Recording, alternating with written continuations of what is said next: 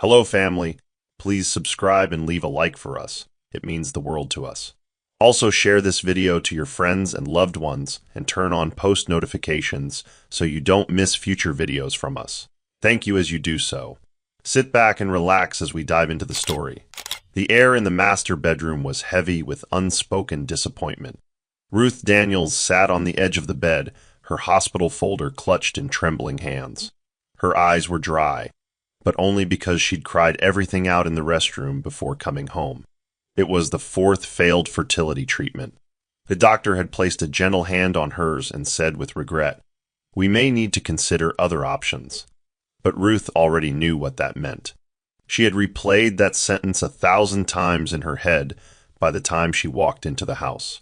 Danny was home, watching a football game with the volume too loud, as if trying to drown out reality. When she entered the room, he barely turned to look at her. "How did it go?" he asked flatly, his eyes still on the screen. Ruth opened her mouth to speak, but couldn't. She simply shook her head and walked past him, her heart aching with the weight of his growing indifference. Later that night, the silence screamed between them. Danny stood by the window, arms folded, his back to her. Ruth gathered the courage to speak. "Danny, I want to talk about trying again," she whispered, hoping for warmth, even the slightest show of partnership. He turned slowly, his face unreadable. "Try what again, Ruth?" he asked coldly. "Another round of expensive disappointment?" The words landed like slaps. She blinked rapidly, struggling to maintain composure. "This isn't just about babies, Danny. This is about us." He scoffed, walked past her to the dresser, and muttered, "Then maybe us isn't enough anymore." Ruth bit her lower lip, her heart shattering. But she didn't cry, not in front of him. She crawled into bed and faced the wall, pressing her lips together to muffle the sob rising in her throat. And as Danny left the room and slammed the door behind him, she realized something deeper than pain. She was losing him, and he didn't care. The clink of champagne glasses and the soft hum of polite conversation filled the room, but Ruth felt like an outsider standing at the edge of a world she no longer belonged to. It was Danny's cousin's engagement party, and despite everything, Ruth had shown up with a brave face. Her makeup masked the exhaustion under her eyes, and her floral dress clung too tightly around her waist, as if reminding her she had no growing belly to celebrate. Kimberly Ross, Danny's colleague, had arrived late and loud, dressed in a backless crimson gown that caught every gaze in the room. She glided past Ruth with a smirk, leaned toward a group of women, and whispered just loud enough for Ruth to hear. "Some women have beauty and blessings. Others just bake casseroles and wait for miracles." Laughter followed. Ruth's throat tightened, but she kept her gaze on her glass, the bubbles blurring with unshed tears. Danny didn't defend her. When he finally approached the group, he slid an arm around Kimberly's waist like it was the most natural thing in the world. "You clean up well," he teased her softly, causing Ruth to pause mid-sip. One of the older aunties blinked in confusion, looking between Kimberly and Ruth, but no one said a word. Ruth turned away quietly and walked toward the terrace, her heels clicking on the tile floor like tiny shouts. Outside, she inhaled the night air, desperate for stillness. Moments later, Betty joined her, arms crossed, eyes sharp. "You're bleeding on the inside, Ruth," Betty said gently. "And they're watching, hoping you'll break." Ruth gave a small nod, blinking hard. "I won't give them that," she whispered. But in her chest, her heart was already cracking. The house was no longer a home. It was a silent battlefield. Danny had started coming home past midnight, sometimes not at all. Ruth stopped asking questions after the third lie. The scent of foreign perfume lingered on his shirts, and unfamiliar lipstick shades stained his collars. Ruth folded them anyway, setting them in drawers she no longer opened with affection. One evening, she waited with a meal she prepared from scratch, jollof rice, grilled plantain, and peppered goat meat, his favorites. But the food grew cold under the kitchen light as the clock struck 11:40 p.m. Still no sign of him. When he finally walked in, reeking of aftershave and someone else's laughter, Ruth stood silently in the hallway, her voice failing her.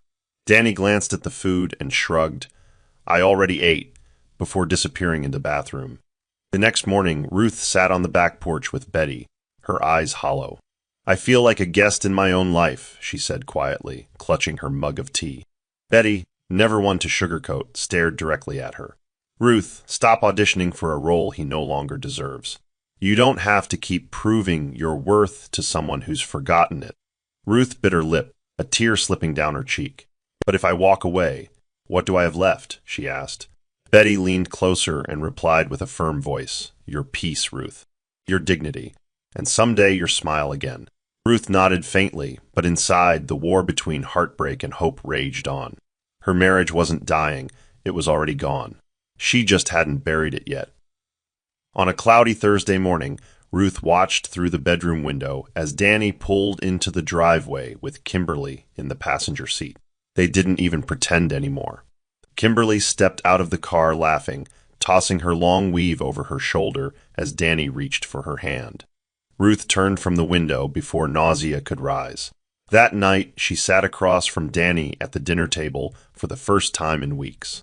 Is there someone else? She asked quietly, her fork untouched. Danny didn't flinch. He cut into his meat like he hadn't heard her. Is there? She repeated louder. He dropped his knife with a sigh. Ruth, you've been clinging to a dream that isn't working. Maybe you should just accept reality. The words stabbed sharper than betrayal. Ruth stood, her voice trembling. Reality? Danny, I stood by you when we had nothing. I prayed with you, built with you. And now you think I'm the problem. Danny rose slowly, his eyes cold. I just want peace, Ruth. And with Kimberly, I feel like I can breathe. For a moment, everything went still. Ruth stared at the man she once adored, realizing he was no longer hers, not even in memory. Then I hope you enjoy your fresh air, she said calmly, walking out of the room before her legs betrayed her. Upstairs, she collapsed onto the bed they once shared, staring at the ceiling. The woman who once carried his dreams now stood in the shadow of another, forgotten, erased, and replaced. The office gala was supposed to be a professional event, but for Kimberly, it was her stage, and Ruth was her chosen prop of ridicule. Ruth had only come because Danny insisted she show up for appearance's sake. She arrived in a soft blue dress, simple but elegant, her hair pulled back neatly. She tried to smile, to pretend everything wasn't falling apart. But from the moment she stepped in, Kimberly's eyes found her. Wearing a sparkling gold gown that clung to every curve, Kimberly made her way through the crowd like a queen taking stock of her court. And then, with her voice cutting through the music, she said loudly, Isn't it amazing how some people look so maternal? Yet never are. Laughter erupted in cruel waves. Ruth froze mid-step, a wineglass in hand, the comment hitting her harder than a slap. Several heads turned, pretending not to stare. Danny stood nearby, arms folded, saying nothing, just watching. Ruth's chest tightened, her throat burned, but she kept her expression calm. She turned to Kimberly, her voice low but steady. Some people wear confidence like a costume. It sparkles, but it's hollow. Kimberly blinked in surprise, her mouth parting as if to reply, but Ruth walked past her before the applause of silence could register. Outside, under the glow of the street lamp, Betty found her leaning against the wall, fists clenched. I shouldn't have come, Ruth murmured. She wanted an audience, and I gave her one. Betty held her gaze. No, Ruth. She exposed herself tonight. You didn't lose your dignity. You reminded everyone what it looks like. Ruth nodded, wiping away the tear that finally fell. But deep down, something had shifted. That humiliation didn't break her. It planted something instead, resolve. The scent of rosemary stew filled the kitchen, but Ruth could no longer taste hope. She had spent the evening preparing a peace offering, his favorite meal, soft jazz playing, candles lit on the dining table. She even wore the deep green dress he once said made her eyes look like emeralds. When the door finally opened at 10:43 p.m., Danny stepped in smelling of aftershave and a woman's perfume that wasn't hers. Ruth stood with a tentative smile. I thought we could talk. Eat together.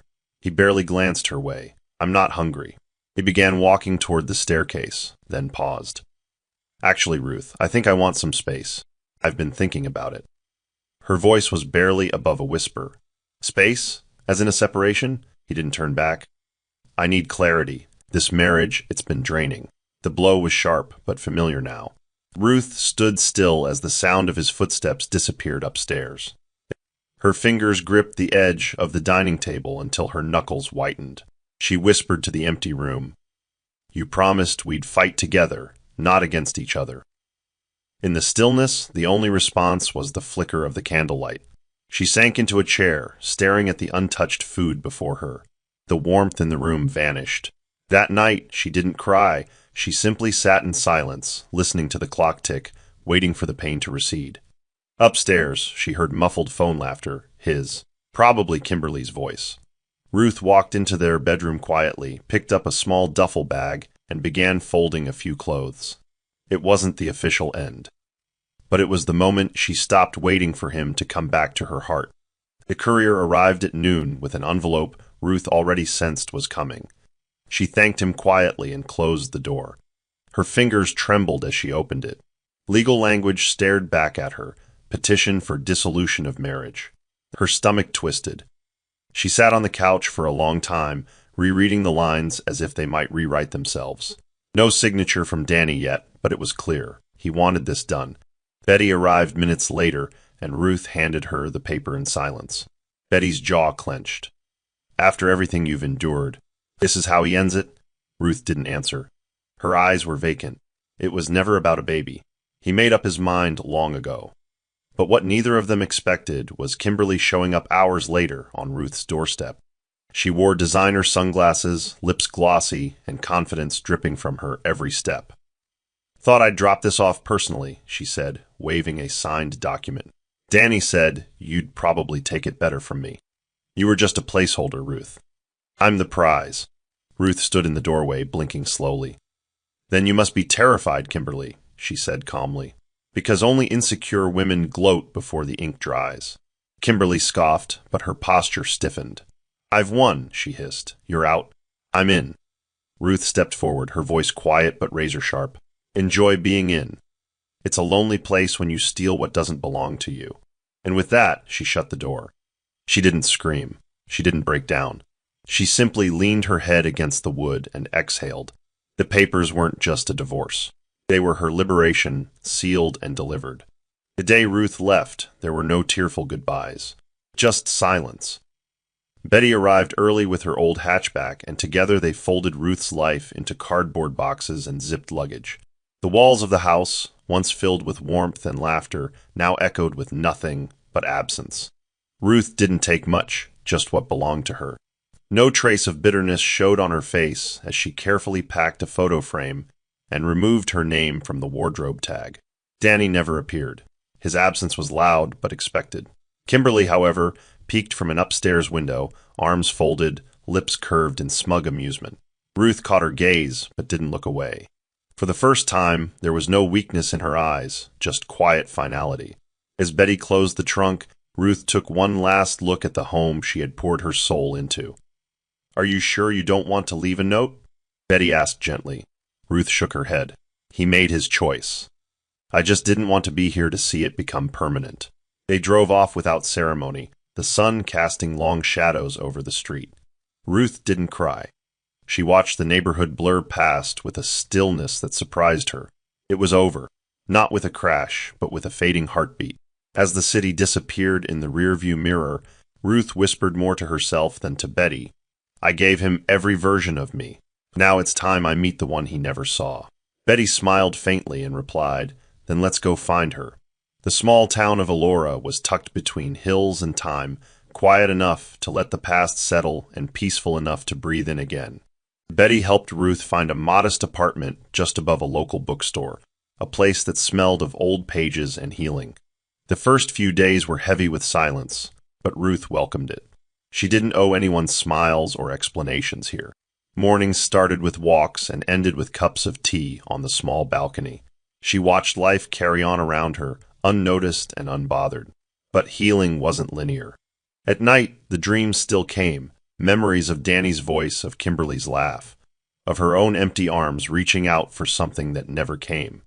One afternoon, as she stood by the window watching children play with a skipping rope below, her heart twisted again.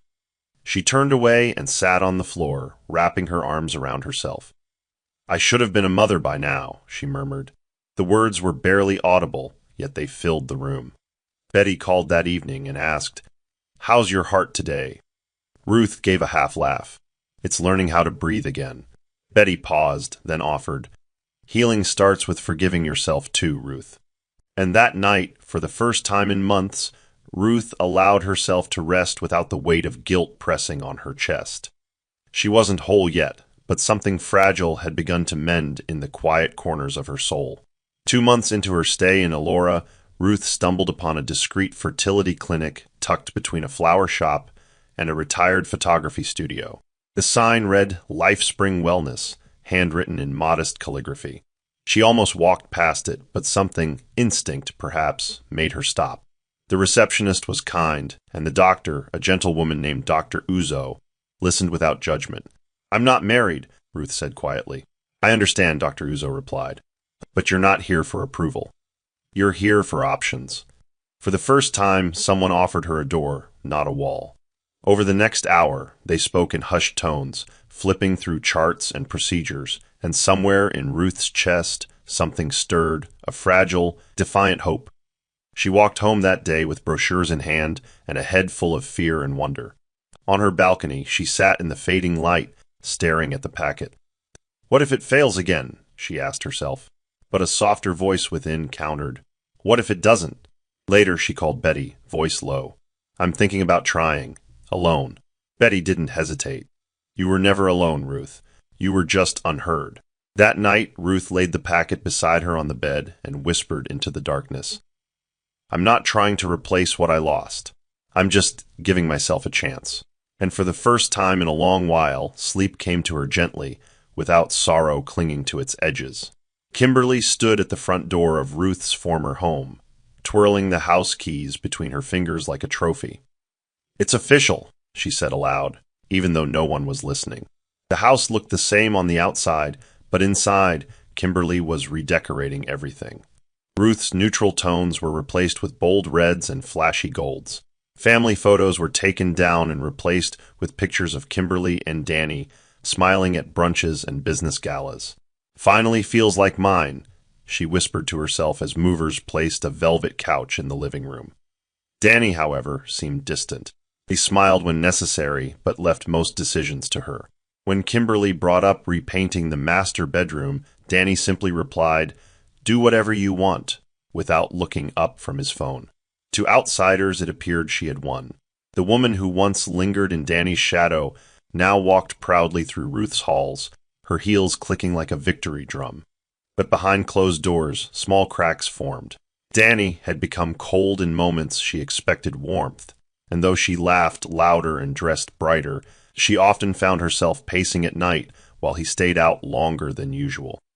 One evening, Kimberly stood by the window as Danny drove off without a word. She muttered, "I gave up everything to be here. Don't you dare fade on me now."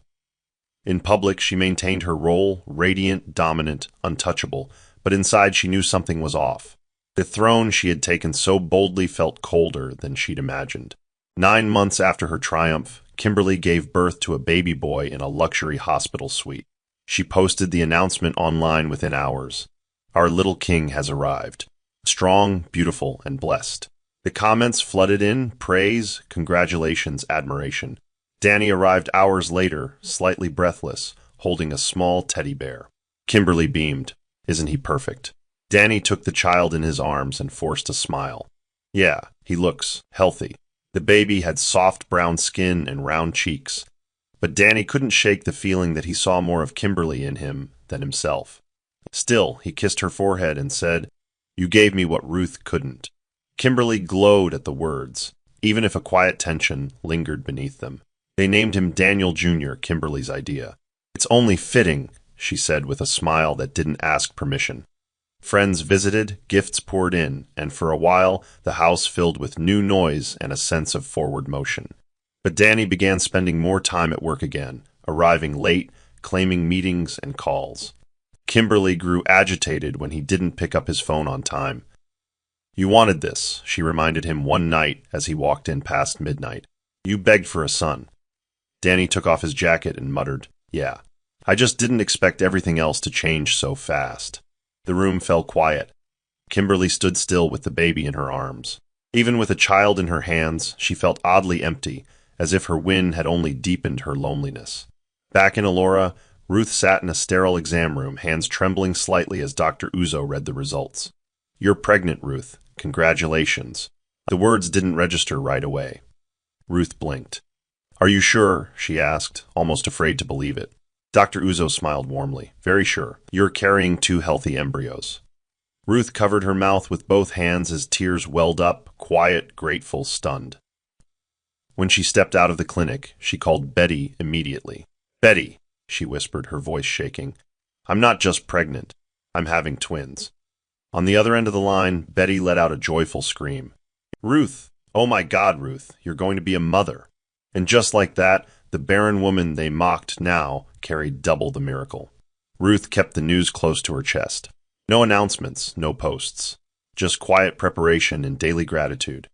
She placed ultrasound photos inside her journal and prayed each night for strength and safe delivery. She didn't tell a soul in town who the father was, not even Dr. Uzo pressed. It wasn't important anymore. One evening, Ruth stood in front of a mirror, hands resting on her gently growing belly. "You two saved me," she whispered. "Before you even arrived, you gave me something to live for again." In those private moments, she smiled more. Not because everything had healed, but because something inside her had come alive.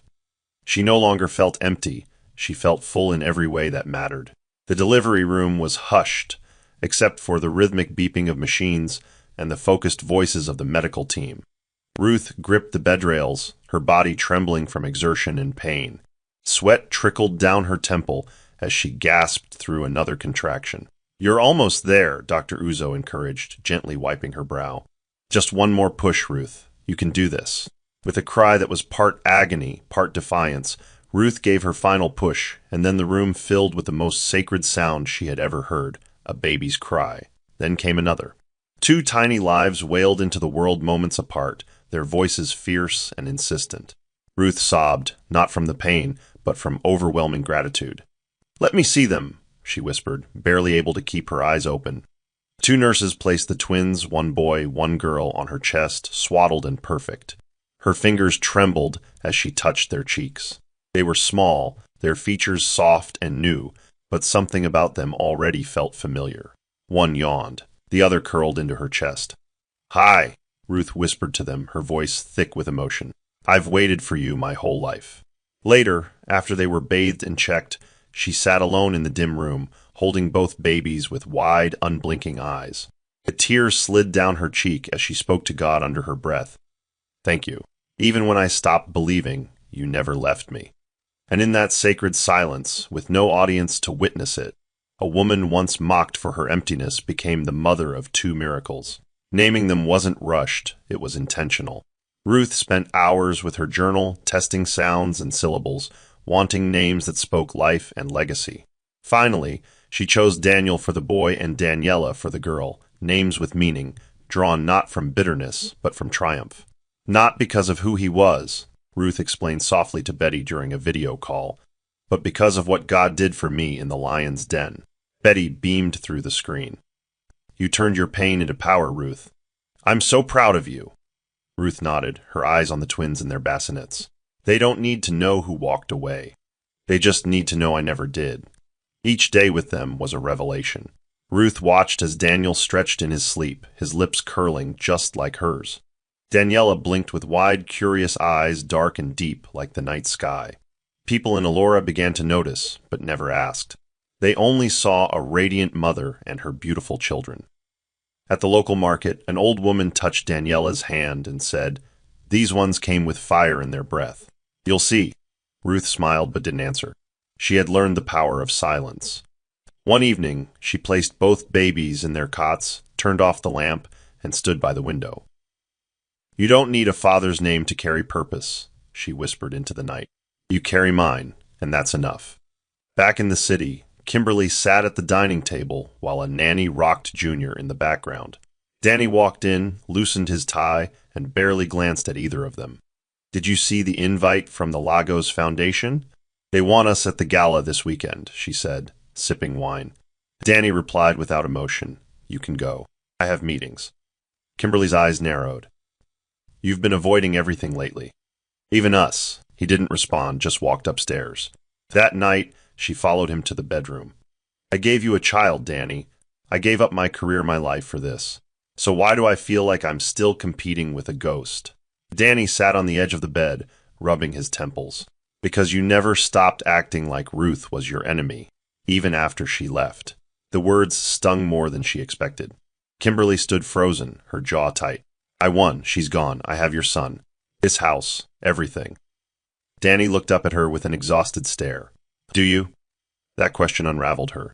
She left the room in silence, locking herself in the guest bedroom with Junior, who was now awake and fussing.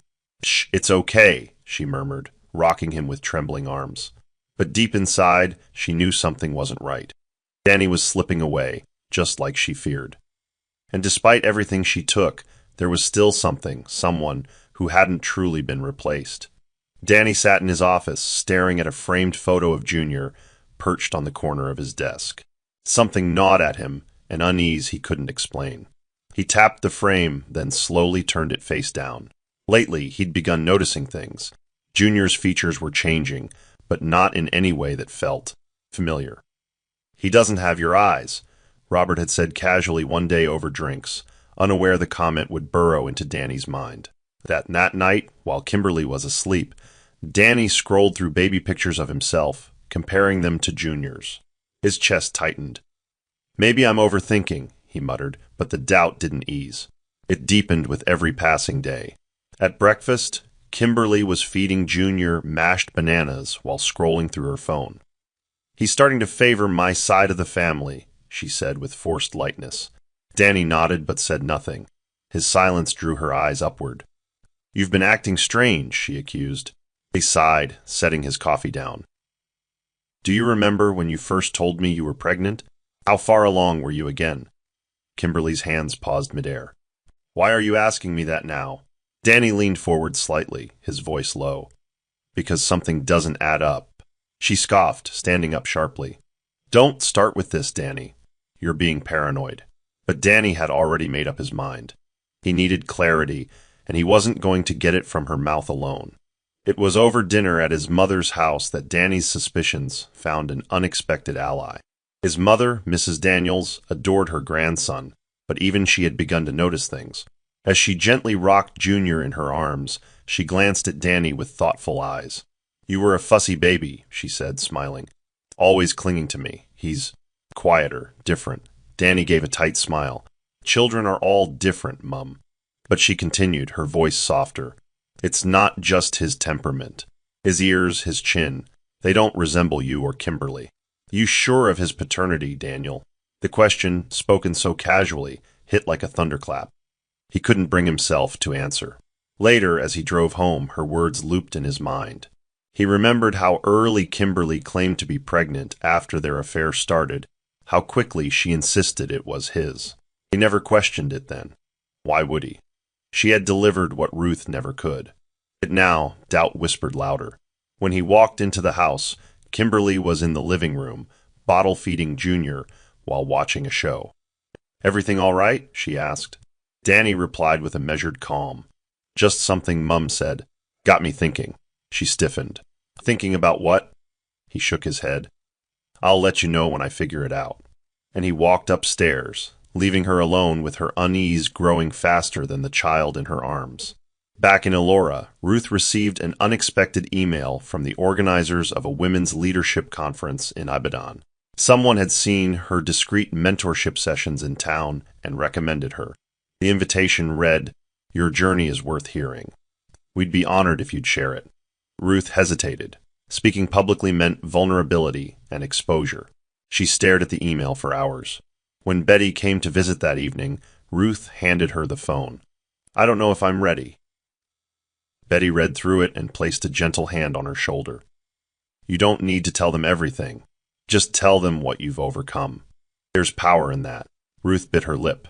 What if people recognize me? Betty smiled. Then let them see who you've become. After days of prayer and reflection, Ruth accepted the invitation under her new name, Ruth Iretti. On the day of the conference, she wore a flowing cream gown with subtle embroidery and a simple gold necklace. She stood before a crowd of women who expected inspiration, But what she gave them was something deeper. "I used to believe silence made me strong," she began. "But healing taught me that strength is sometimes found in speaking up after being silenced for too long." The applause was thunderous. After the panel, a young woman approached her in tears. "Your story gave me hope. Thank you." Ruth smiled warmly and replied, "That's all I ever wanted, to give back what life almost stole from me." She didn't know then, but someone had taken her picture at the event, and that image was about to change everything. The photo wasn't posed. Ruth had just stepped off the stage, her twins in each arm, when a journalist captured it, a moment bathed in golden light, her eyes soft, her smile quiet but full of grace. Daniela's head rested on her mother's shoulder, while Daniel stared directly into the lens, his expression curious, almost regal. The caption read, "Strength Reimagined, the woman who rose twice." By the next morning, the photo had traveled far beyond the borders of Elora. It was reshared by influencers, parenting blogs, and even business platforms. Ruth, unaware, went about her day folding baby clothes and humming lullabies. But her phone wouldn't stop buzzing. Betty called in a panic. "Ruth, you're everywhere. That photo is everywhere." Confused, Ruth opened her messages and saw her image splashed across timelines and headlines.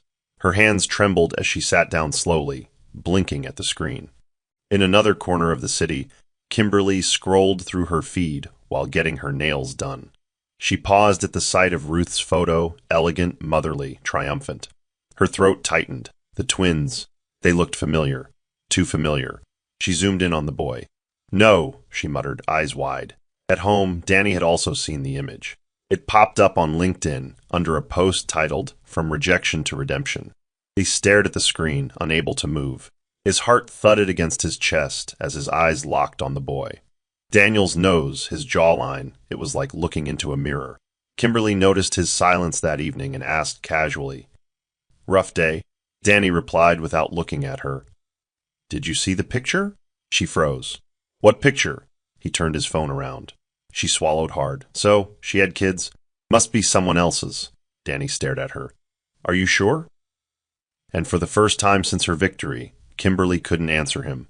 The headline evolved by the second day. "Former wife of billionaire returns with twins that look just like him." Online sleuths pieced together fragments, wedding photos from years ago, past business articles where Ruth had been mentioned beside Danny. Forums debated timelines. Rumors spread like wildfire. Ruth had turned off her notifications, overwhelmed by the attention, but it was too late. People she hadn't spoken to in years began messaging her, some out of guilt, others curiosity. "Ignore them," Betty advised, holding one of the twins while Ruth rocked the other. "The ones who doubted you then don't deserve front row seats to your triumph now." Ruth nodded, but her thoughts spun. She wasn't afraid of attention. She was afraid of disruption. She had built peace, and the world's curiosity now threatened it. Meanwhile, the Daniels family house simmered with tension. Danny spent hours in his study, going over the photo again and again. Robert visited that evening, slumping into a chair across from him. "You saw it too?" Danny asked without looking up. Robert exhaled. "I'd be blind if I didn't." "That boy, he's you. And the girl?" "The eyes are Ruth's." Danny clenched his jaw. "Kimberly said she used a donor. But what if those kids are mine?" Robert was silent for a while. Then he said what Danny had feared. "You need to know the truth. Not for her, not even for Ruth, for yourself." Upstairs, Kimberly stood outside the door, listening through the crack. Her chest tightened with panic. That photo hadn't just resurfaced Ruth, it had resurrected doubt. And doubt, she knew, had the power to destroy everything she had claimed as hers. Robert had always remained neutral, loyal to both Danny and Truth. But after seeing Ruth's photo, something in him shifted. He made the quiet decision to visit her without telling Danny. He drove to Elora under the guise of a business retreat and arrived unannounced one peaceful afternoon. Ruth opened the door cautiously, the twins cooing behind her. Robert removed his cap, stunned at the sight. His eyes flicked to Daniel, then Daniela. "May I?" "Come in?" Ruth hesitated for a moment, then stepped aside. Over tea, Robert didn't mince words. "You don't have to tell me anything, Ruth. I'm not here to pry. But those children, one look, and any fool can tell who their father is." Ruth held her gaze steady. Then you must know why I never came back for answers. I didn't need any. He looked at her, genuinely moved. You've changed, Ruth. There's something settled about you now. She smiled faintly. Pain is a great teacher, Robert, and peace is the graduation prize. He watched Daniel toddle into the room with a toy truck. The resemblance was uncanny. Robert leaned forward. Danny doesn't know, does he? Ruth shook her head. He forfeited that right the moment he told me to accept that I wasn't enough. I gave him the silence he thought he wanted. Robert nodded slowly, understanding. But silence doesn't erase truth. And this truth is loud. Ruth exhaled, her voice soft. Then let it speak for itself. I didn't return to prove anything. I returned to live. As he left later that evening, Robert looked back one last time. For the first time in 5 years, he questioned whether Danny had lost more than just a wife. He may have lost his legacy, too. Danny sat in his car outside the house for a long time, engine off, hands motionless on the steering wheel. The image of Ruth's twins haunted him, playing in a loop like a film reel he couldn't pause. He had studied every detail, Daniel's nose, the arch of his brow, the way his fingers curled. All of it mirrored his own childhood photos, now tucked away in albums his mother kept. He began to notice how Junior, by contrast, shared no such resemblance, neither to him nor his known relatives. At breakfast, when Junior dropped his cup, Danny bent to pick it up, staring hard at the boy's face. Kimberly noticed his pause. Why are you looking at him like that? She snapped, clearly on edge. Just trying to see something that should be there, he muttered. Her eyes narrowed and her voice rose. Don't you dare start questioning my child, Danny. He didn't answer her.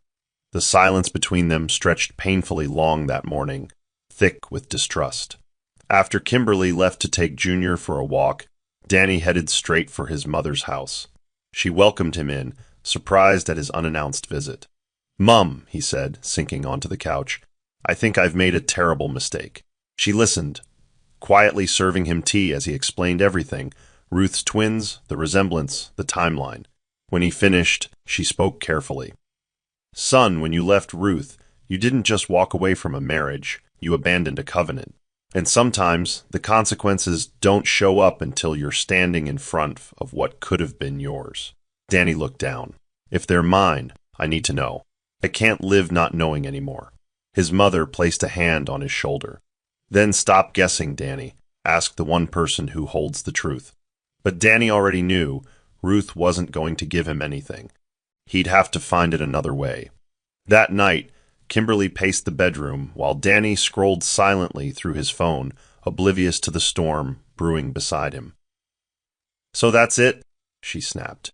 You've been walking around like a ghost because of that woman and her children. Danny didn't look up. Don't call her that. She was my wife long before you came into the picture. Kimberly laughed bitterly. And yet here you are, sulking over photos and shadows. He stood, voice controlled but sharp. I'm not sulking. I'm remembering what real looked like, and starting to wonder what fake has been lying beside me. That line cracked something open. Kimberly's face flushed with fury. You think you can walk away from me now? After all the sacrifices I made. Danny's eyes were hard. I'm not sure I was ever really with you to begin with. By morning, Kimberly had gone on the offensive.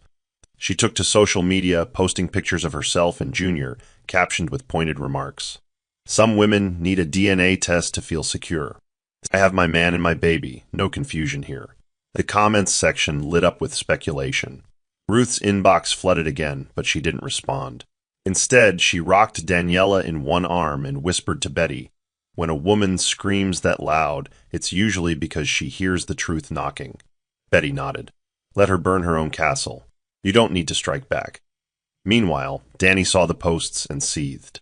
She's making this worse, he told Robert over a call. She's not just lying to the world, she's lying to herself. And if she thinks these games will scare me from the truth, she's wrong. For the first time in years, Danny wasn't confused. He was determined. The envelope arrived on a crisp Saturday morning, tucked between a stack of mail and a catalog. Ruth opened it slowly, her eyes scanning the embossed text. Women in Business Leadership Forum, keynote guest invitation, Ruth Aretti.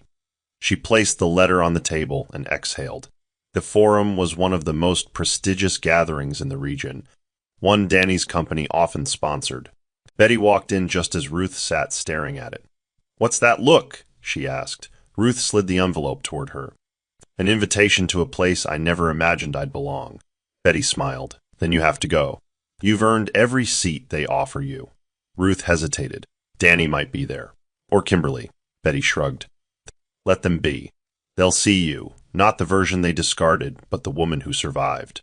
Ruth's lips twitched. "I'm not sure I'm ready." Betty placed a firm hand on hers. "Then go as someone who no longer needs to be." A week later, Ruth stood before her closet, carefully choosing an outfit. She picked a navy blue dress with delicate embroidery, elegant but unassuming. She styled her natural hair into a regal crown braid and wore minimal makeup. The twins stayed with a trusted neighbor, and Betty would accompany her to the event. When she arrived at the conference center, heads turned, but not because she was loud. Because she was luminous, calm, steady. She stepped into the main hall just as Danny entered from the opposite end. Their eyes met. His heart stalled. She didn't flinch. Kimberly beside him grabbed his arm but felt his attention slipping. "She's really here," he whispered. Kimberly scoffed. "And so what?" But even she felt it. Something had shifted. Ruth had entered not just the building, but the moment. And nothing, absolutely nothing, would remain untouched after this. The atmosphere inside the conference hall was electric, a blend of sharp suits, subtle perfumes, and whispered ambition. Ruth walked past rows of chairs, her heels clicking softly on the polished floor as the event moderator announced her name. She paused only briefly when she caught sight of Danny seated 3 rows from the stage, flanked by Kimberly. Their eyes locked. His breath caught, not just from the shock of seeing her in person, but from the composure she wore like a crown. Ruth didn't flinch. She gave him the same look she had once given herself in the mirror after signing the divorce papers. Calm, sure, and unbothered. Kimberly tightened her grip on Danny's arm. "Ignore her. She's here for attention." Danny's gaze didn't shift. "No. She's here because she belongs here." Ruth reached the podium and began speaking, not with grandeur, but with quiet command. "I was once told that barrenness defined me, that if I couldn't birth children, I had no legacy. But now I understand what I carry inside me, who I become through my pain, is the greatest legacy of all." The hall was still. Every eye watched her, but Danny watched differently. He wasn't seeing a former wife. He was seeing a woman reborn. Kimberly squirmed in her seat, visibly unsettled. "This is ridiculous," she muttered. "She's spinning pity into applause." But Danny didn't respond. He couldn't. Something in his chest twisted with regret, with awe, with a sorrow too complicated to name. Ruth stepped down after her talk and didn't glance back. She didn't need to. Her presence had already said everything. After the event, Danny waited near the hallway that led to the private lounge, pacing lightly. He hadn't planned to speak with her, but something deeper than curiosity pushed him forward. When Ruth finally emerged, Betty at her side, he stepped in front of them. "Ruth," he said, voice unsure, eyes searching. Betty glanced at Ruth, then stepped aside. Ruth raised a brow. "Danny," her voice was firm, unshaken. "That was powerful," he murmured.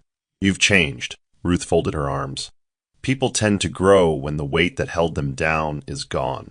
Danny nodded, his voice dipping low. "Are they mine?" Her eyes didn't blink. "You're asking the wrong question."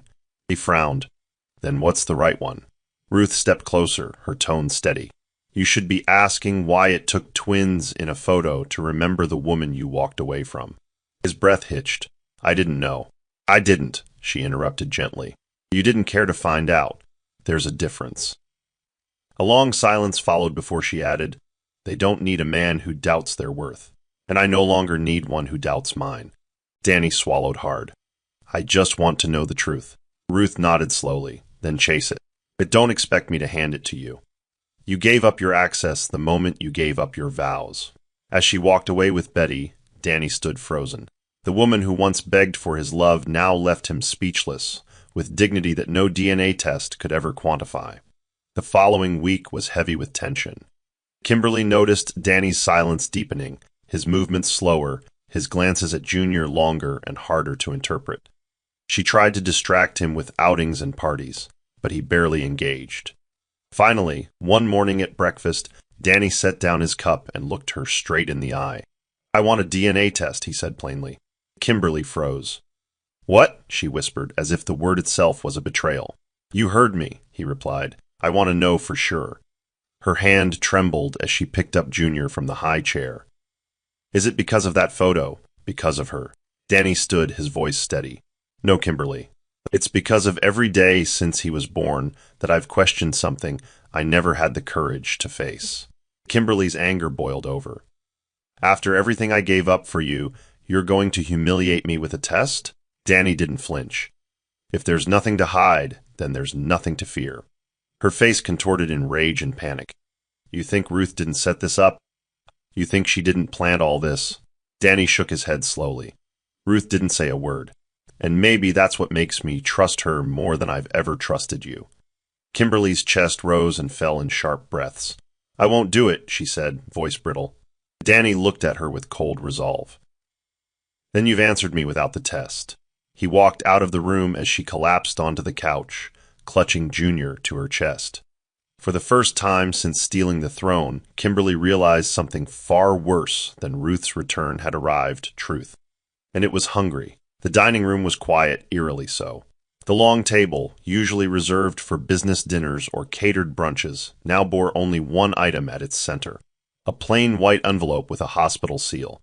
Danny sat at the head of the table, elbows resting on the polished surface, his fingers laced tightly.